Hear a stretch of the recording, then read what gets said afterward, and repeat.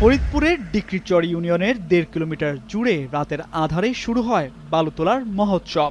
নদীর বিভিন্ন পয়েন্টে অবৈধভাবে বালু তুলছে একাধিক চক্র। তবে সম্পূর্ণ চিত্র পাল্টে যায় দিনের আলোয়। বালু তোলার ড্রেজার ও ট্রাক আড়ালে সরিয়ে রাখা হয়। স্থানীয়রা জানান, অবৈধভাবে বালু উত্তোলনে হুমকির মুখে রয়েছে বাঁধ ও নদী তীরবর্তী বসতবাড়ি। ইতোমধ্যে বিস্তীর্ণ এলাকা বিলীন হয়েছে ভাঙনে। এই যে কুম পড়ছে স্যার আমার জমির ভিতরে মাটি কাটার জন্য, আমি নিষেধ করি পড়তে, আমার কথা শুন না তারা স্যার। তারা শহরের পোলাপান, আমার কথা শুন না কেউ। প্রশাসনের কাজ প্রশাসন নিয়ে চলে যায়। প্রশাসন যেমন এখানে যারা মাটি জমি যেতে বেচাকিনি করতেছে তারা বেচাকিনি করে হয়তো বা টাকা পয়সা হয়তো বা তাদের কাছ থেকে লেনদেন হয়ে যায়। দেখা গেল ডিসি সাহেব অভিযান দিল, ও ডিসি অফিস স্টাফ একজন ফোন দিয়ে দিল, সারা যাইতেছে সেরে যাতরা তারা সাথে জড়িত। অবৈধভাবে বালু উত্তোলনে বাঁধের বিভিন্ন জায়গায় ফাটল দেখা দিয়েছে।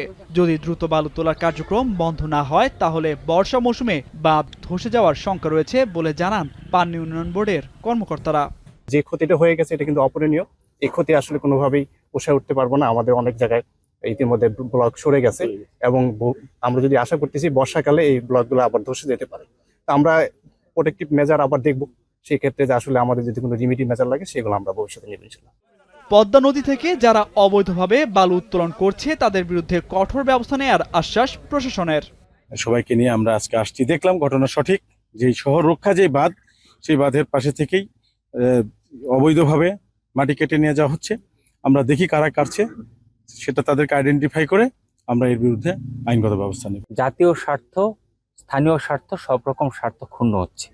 বিশেষ করে শহর রক্ষা বাঁধ যেটি আছে সেখানে ব্লক ফেলেছে, ব্লকের কাছাকাছি থেকে তারা মাটি কেটেছে। আজকে থেকে আমরা সবাই মিলে সিদ্ধান্ত নিয়েছি এই এলাকাতে বালু মাটি কাটা এই ধরনের কোনো কর্মকাণ্ড আজকে থেকে আর চলবে না। প্রতিরাতে নদী থেকে অবৈধভাবে অন্তত ৫০০ ট্রাক বালু তোলা হয়। শিগগিরই এসব অবৈধ বালু উত্তোলনের বিরুদ্ধে ব্যবস্থা নেওয়ার দাবি জানান স্থানীয়রা। এখন ফরিদপুর।